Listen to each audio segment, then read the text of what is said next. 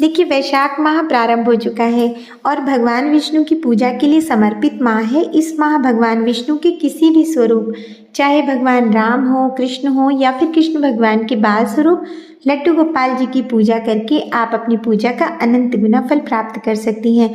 तो इसी मनोकामना के साथ कि वैशाख माह में आपके द्वारा की गई पूजा का आपको अनंत अनंत गुना फल प्राप्त हो। देखिए, हमारे ठाकुर जी को हम वैशाख माह में इस तरह से चंदन सेवा देते हैं। हम ठाकुर जी के मस्तक पर गोपी चंदन, अष्टगंध चंदन लगाते हैं। यदि गोपी चंदन और अष्टगंध चंदन ना हो तो आप तुलसा जी की सूखी हुई लकड़ियों को पीसकर उसका चंदन बना सकते हैं। ये हरि चंदन होता है और ये भी विष्णु भगवान को बहुत प्रिय होता है।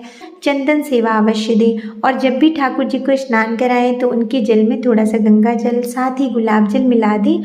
और देखिए, चंदन लगाकर उनके पूरे शरीर में स्नान कराने से ठाकुर जी को शीतलता प्राप्त हो। अक्षय तृतीया वाले दिन ठाकुर जी के पूरे शरीर में चंदन का लेप किया जाता है और उनको चंदन सेवा दी जाती है। और जो भी आप ठाकुर जी को भोग प्रसाद आग्रह करें वो शीतल हो। सभी मौसमी फल, चाहे खरबूजा हो, जैसे खीरा, ककड़ी, जो भी ठाकुर जी को उनसे शीतलता प्राप्त हो ऐसा भोग लगाएं। हमने यहाँ पे पेठे का भोग लगाया है, कुछ ड्राई फ्रूट्स भी हम भोग में रखते हैं। और देखिए, ठाकुर जी के लिए अलग से एक मिट्टी के पात्र में हम यहाँ पर जल रखते हैं।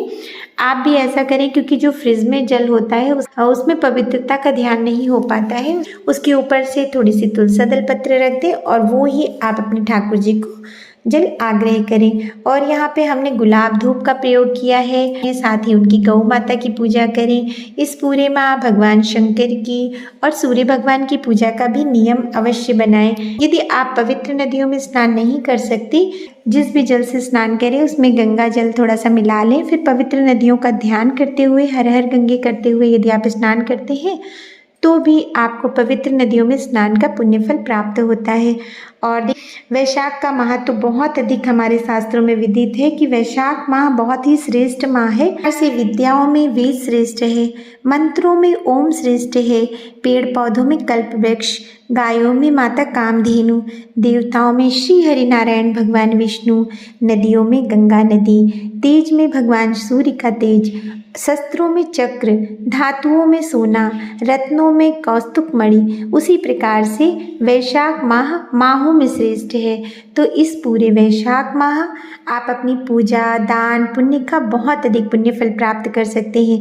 पूरे माह आप श्री हरि की पूजा के साथ साथ कुछ नियम अवश्य बनाएं, जैसे प्रातःकाल स्नान आदि से निवृत्त होने के बाद आप सूर्य नारायण को जल अवश्य दें। एक लोटे में जल ले लें, थोड़ा सा कुमकुम, अक्षत, लाल फूल डालकर भगवान सूर्य नारायण को जल अवश्य दें। और देखिए, जब हम सूर्य नारायण को उनकी पहली किरण की उदित होने पर अर्घ देते हैं तो वो सीधे भगवान विष्णु को प्राप्त होता है, जिससे विष्णु भगवान की कृपा हमको प्राप्त होती है, हमारे परिवार का कल्याण होता है। इस पूरे माह दान पुण्य का भी बहुत विशेष माह है। आप प्यासों के लिए पानी की व्यवस्था कर सकते हैं।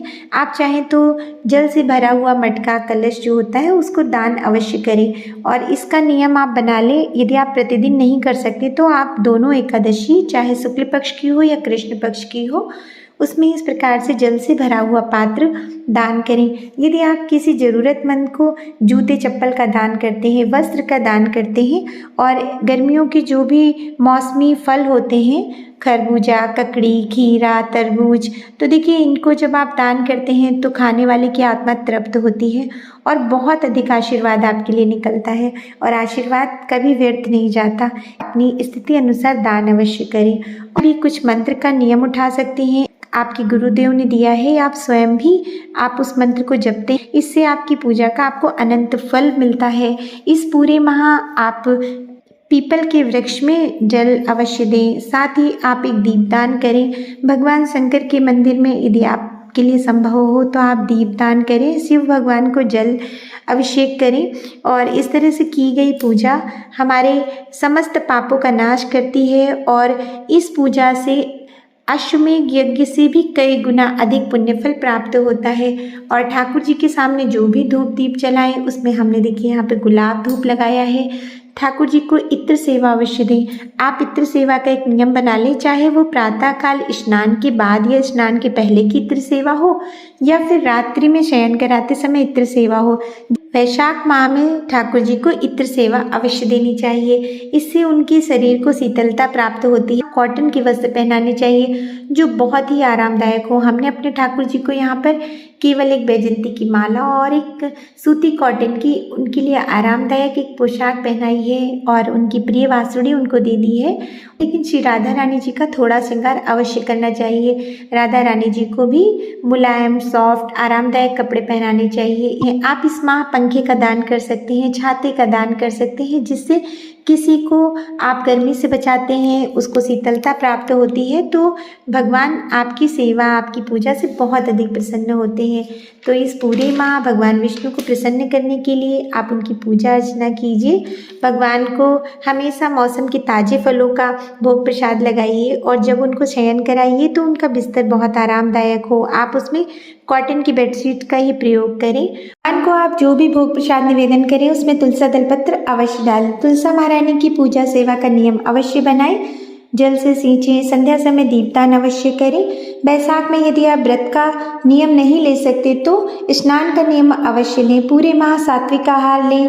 पूरे माह सात्विक विचारों के साथ श्री हरि नारायण का, उनके सभी स्वरूपों का पूजन अर्चन करते हुए वैशाख माह के इस पुण्य पावन माह का पूर्ण लाभ लें। और यदि आपको मेरी वीडियो में कुछ भी अच्छा लगा हो तो कृपया चैनल को लाइक से सब्सक्राइब जरूर करें। श्री हरि नारायण की कृपा आप पर, आपके परिवार पर सदा सर्वदा बनी रहे। जय जय श्री राधे।